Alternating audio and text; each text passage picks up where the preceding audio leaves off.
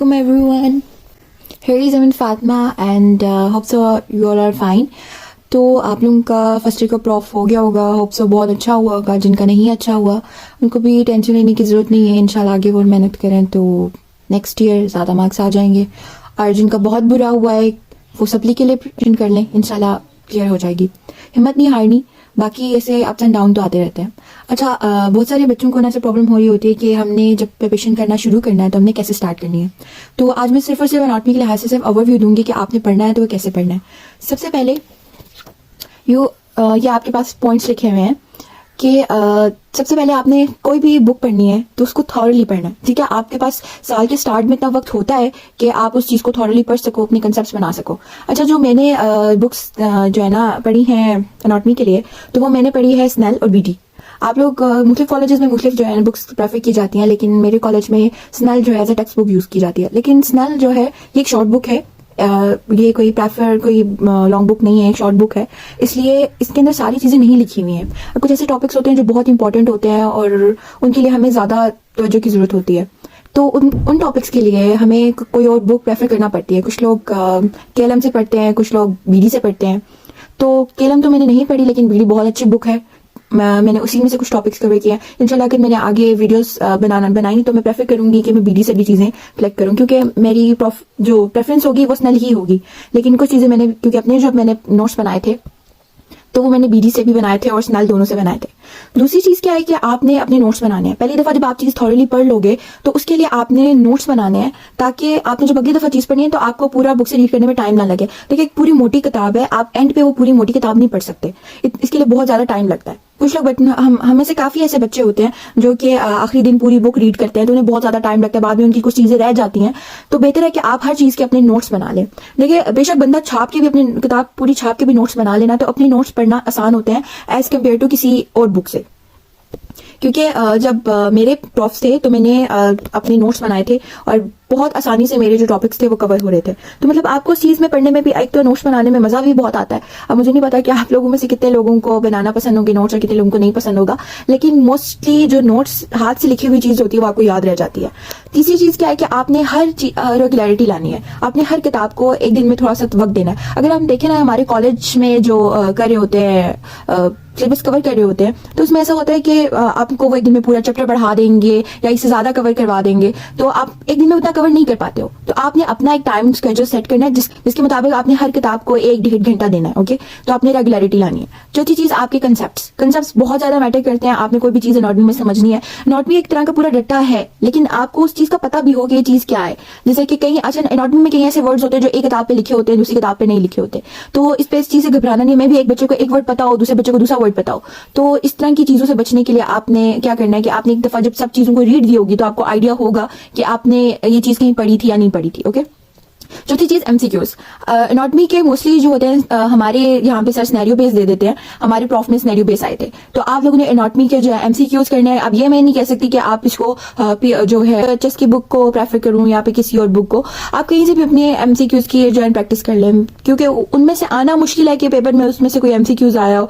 क्योंकि हमारे कॉलेज में सर अजीज हैं तो वो कहीं से भी दे सकते हैं. तो इसलिए आपने प्रेफर करना कि आपके कंसेप्ट क्लियर हों, उसी से आपके एमसीक्यूज भी सॉल्व हो जाएंगे. ओके, हम एनाटॉमी की बात करते हैं कि अब इसको कैसे डिवाइड किया हुआ है.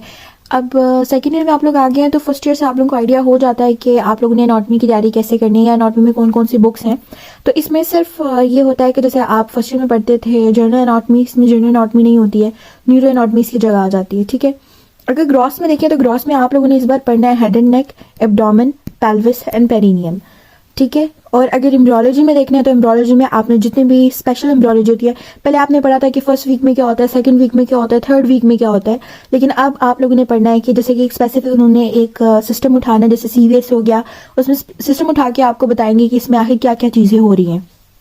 ओके, तो इसकी डेवलपमेंट कैसे होती है. तो इसमें जो मोस्ट इंपॉर्टेंट जो मैंने चैप्टर मार्क किए हुए हैं, जो सबसे ज़्यादा इंपॉर्टेंट होते हैं, digestive system, CVS, CNS, head and neck and respiratory. ठीक है, ये 5 ऐसे चैप्टर्स हैं जिसमें से मोस्टली आपकी ऑस्पी रिपीट होती है. आपके जितने भी, क्योंकि ऑस्पी में 2 स्टेशन होते हैं जो एम्ब्रियो के होते हैं, वो रिपीट होते हैं. मोस्टली लॉन्ग क्वेश्चन इन्हीं चैप्टर्स में से आते हैं. बाकी जो छोटे छोटे चैप्टर्स हैं, जैसे कि मस्कुलर वाला हो गया, एक्सियल वाला हो गया, तो इन चैप्टर्स में क्या होता है कि इनकी बेसिक्स आपको पता होनी चाहिए, लेकिन वो चैप्टर ज़्यादा इंपॉर्टेंट है, प्रॉफ में मोस्टली इनमें से ज़्यादा क्वेश्चन आता है। इसके अलावा जो आई और ईयर है वो भी इंपॉर्टेंट है, लेकिन मोस्ट कम चांसेस इनके अलावा अगर देखा जाए तो इंपॉर्टेंट है, बहुत कम चांसेस होते हैं इनमें से क्वेश्चन आए, लेकिन ऑप्शनल में से उसमें से आ सकता है। और ईयर आई में से भी प्रॉफ में क्वेश्चन आ सकता है। हमारा जो क्वेश्चन आया था वो ईयर में से ही आया था, और दूसरा जो क्वेश्चन था वो डाइजेस्टिव सिस्टम में से आया था। अच्छा, दूसरी चीज़ एम्ब्रियोलॉजी की आप लोगों ने एक बात ये याद रखनी है कि इसके जो क्लिनिकल्स हैं वो बहुत ज़्यादा इंपॉर्टेंट है। हमारे जो HOD हैं वो क्लिनिकल्स जो है वो बहुत ज़्यादा देते हैं। उनके अगर 2 पार्ट्स होते हैं तो एक पार्ट क्लिनिकल से होता है और एक पार्ट जो होता है आम क्वेश्चन होता है। तो हमारा एक आई से आया था और एक डाइजेस्टिव सिस्टम में से पैनक्रियाज के क्लिनिकल्स आए थे। तो आप लोगों ने इनके क्लिनिकल्स ऐसे याद करने हैं कि आप लोग एक पेज लें, आप लोग ने मतलब नोट्स इसके बनाने हैं, जैसे कि भी आप एक सिस्टम पढ़ रहे हैं उसके अंदर जितने भी क्लिनिकल्स हैं, अच्छा वो सारे क्लिनिकल्स इंपॉर्टेंट नहीं होते, लेकिन जो ये सर की क्लास के दौरान आप लोगों ने देखने हैं कि सर किन क्लिनिकल्स पे ज़्यादा जोर दे रहे हैं, कौन से क्लिनिकल्स वो कह रहे हैं, तो वो जो क्लिनिकल्स हैं वो आप लोगों ने उनके नोट्स बनाते जाना है और वो याद करते जाना है साथ साथ। अगर आप ये कहेंगे आप साल के आखिर में सारे क्लिनिकल्स याद कर लें तो वो इम्पॉसिबल है। तो आपने इन साल के स्टार्ट में ही अपनी तैयारी करनी शुरू कर देनी, क्योंकि हम लोग ने क्लिनिकल्स पढ़े हुए थे लेकिन याद नहीं किए हुए थे, तो साल में एंड पे बहुत मुश्किल हुई थी, प्रॉफ में इनको याद करना बहुत मुश्किल था। तो आप लोगों ने इनके नोट्स बना लेने हैं और अपने पास ही सारे क्लिनिकल्स रख लेने हैं, ठीक है। और जो है सेकेंड चीज़, हाँ ठीक है, आगे आप लोग आगे आ जाते हैं न्यूरो एनाटॉमी। न्यूरो एनाटॉमी एक बहुत बड़ी किताब है आप लोग ने, लेकिन उनके जो चैप्टर्स होते हैं, अच्छा जो न्यूरो एनाटॉमी एक पूरी एक बड़ी किताब है, तो आप लोग का ये होता है कि बंदा ये पूरी किताब कैसे पढ़े। तो आप लोगों ने इसके चैप्टर्स होते हैं छोटे छोटे ही हैं, कुछ चैप्टर्स हैं जो बहुत बड़े हैं, लेकिन मोस्टली चैप्टर्स जो हैं इसके छोटे छोटे ही हैं, 2-2 पेजेस के चैप्टर हैं। तो इनमें से मोस्टली जो इंपॉर्टेंट चैप्टर हैं वो है basal ganglia, meninges, brain stem, nerves वाला। अब नर्व्स वाला जो पार्ट है आप इसको हेड एंड नेक पे भी कर सकते हो। तो मैंने जो पढ़ी थी, मैंने इनके नोट्स बनाए थे और मैंने हेड एंड नेक में की थी, मैंने इसमें से न्यूरो से नहीं पढ़ी थी। बस आपको रीजन वगैरह पता होना चाहिए कि न्यूरो में उसका रीजन कहाँ से है। तीसरे जो फिर 5वां आता है CSF बहुत इंपॉर्टेंट है, वो कहाँ से आता है, क्या उसका रिलेशन है, वो कैसे निकलता है, कोराइड प्लेक्सिस से बनता है और इसका जो आगे आगे वो मूव करता है वेंट्रिकल से, वो बहुत इंपॉर्टेंट है। और साथ में वेंट्रिकल्स की बाउंड्री बहुत ज़्यादा इंपॉर्टेंट है। अब ये जब हमारे वहाँ पे मॉडल्स पड़े हुए, मॉडल्स में वेंट्रिकल्स नहीं है, लेकिन सर मोस्टली हमसे पूछ लेते हैं कि अगर लेटरल वेंट्रिकल है तो उसके लेटरल साइड पे क्या होगा, उसकी मीडियल साइड पे क्या होगा, उसके ऊपर क्या होगा। तो आपसे वाइवे के दौरान भी सारी चीज़ें पूछ सकते हैं। इसके अलावा इसमें जो ब्रेन स्टेम है, ब्रेन स्टेम में से जो होते हैं वो इसकी क्रॉस सेक्शंस हैं वो आपको ड्रॉ करने आने चाहिए। और इसके अलावा जो है हमारी एक डायग्राम हमारी सीनियर्स की आई थी, ट्रांसफर सेक्शन काटना था ब्रेन का, तो उसकी डायग्राम आई थी। तो वो आप लोग जब पढ़ोगे तो आप लोगों को आइडिया हो जाएगा। उसका मॉडल भी एक पड़ा हुआ है वहाँ पे, तो आप लोग मॉडल पढ़ोगे तो उसके साथ आपको खुद ही वो याद हो जाएगा और आप उसको ड्रॉ भी कर लोगे, ठीक है। और आगे आ जाता है हिस्टोलॉजी। हिस्टोलॉजी में क्या है कि आप लोगों ने पिछले साल पूरी हिस्टो पढ़ी होगी और सबने लाइक पढ़ी होगी। मैंने लाइक नहीं पढ़ी थी, मैंने कुछ चीज़ें लाइक से पढ़ी थी और कुछ चीज़ें मैंने हिस्टो जो है वदूद से पढ़ी थी। वदूद बहुत अच्छी बुक है और मेरे लिहाज से अच्छी है। कुछ लोग कहते हैं कि वो अच्छी नहीं है। हाँ, उसमें कुछ ऐसी चीज़ें हैं जो उसमें मेंशन नहीं है जो लाइक में मेंशन है। तो आप लोग स्टार्ट के साल के शुरू में पढ़ रहे हो तो आप उसको लाइक से पढ़ लो और जो है जो चीज़ें एक्स्ट्रा हैं वो वदूद में मार्क करके उनको लिख लो, ताकि एंड में आपको सिर्फ वदूद पढ़नी पड़े। और दूसरा इनकी सबसे जो फोकस करना है वो आप लोगों ने इनकी डायग्राम्स पे करना है, क्योंकि पेपर में डायग्राम आती है और लिखने के लिए आता है। अगर आपको डायग्राम आती होगी तो आप उसको लिख भी लोगे।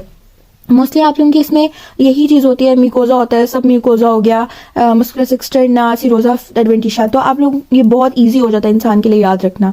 या तो इस तरह से इसकी क्लास इसको डिवाइड किया होता है म्यूकोजा के लिहाज से, या कॉर्टेक्स और मेडुला के लिहाज से डिवाइड किया होता है। तो ये वाली जो चीज़ें हैं ये भी मैं आप लोगों को डायग्राम्स के साथ आपको बता दूंगी कि इसको कैसे डायग्राम्स के साथ करना है, क्योंकि हर एक चीज़ की मैं आप लोगों को डायग्राम करवा दूंगी।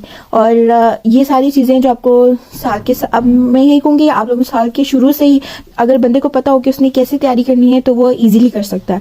आप लोग इन चीज़ों को देख लो, ये वाली जो मोस्ट इंपॉर्टेंट चीज़ें हैं इन पे ज़्यादा फोकस दो, ठीक है। और बाकी चीज़ें भी शुरू में सब पे फोकस करना है, एंड पे आके जाके आप लोगों ने इंपॉर्टेंट मार्किंग वगैरह जो करनी है वो कर लेनी है, ओके ठीक है। अगर इसके अलावा आप लोगों को कोई भी क्यूरी हो तो आप लोग कमेंट सेक्शन में मुझसे पूछ लीजिएगा। थैंक यू, अल्लाह हाफिज़।